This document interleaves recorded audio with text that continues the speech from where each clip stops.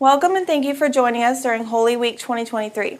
My name is Sydney Holloway, and today we look at John 11:25. Jesus said to her, "I am the resurrection and the life.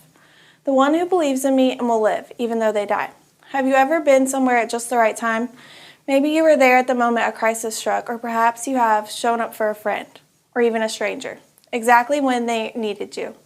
Life can be so heavy: grief, loss, hurt, pain, stress, depression. The list could go on and on. Sometimes life's trials can just become too much to handle, and you might begin to wonder, is anyone going to show up for me this time? Our scripture passage today comes from John 11, the story about the death of Lazarus. Lazarus, Mary's brother, had been sick and died.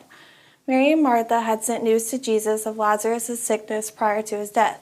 But rather than Jesus rushing to the scene to display a miraculous healing, we see Jesus purposely delay. He later says to Mary, "I'm glad for your sake I wasn't there. You're about to be given new grounds for believing."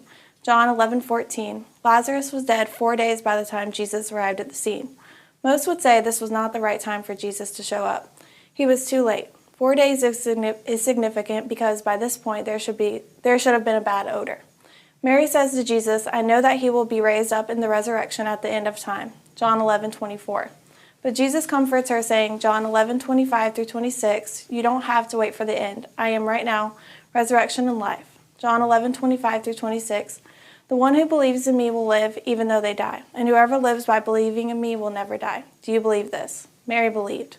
Jesus displayed the glory of God by raising Lazarus from the dead, even after 4 days. Jesus asked this question of Mary, and the same question could be asked of all of us. Do you believe that Jesus is the resurrection and the life? Just like Mary, we don't have to wait.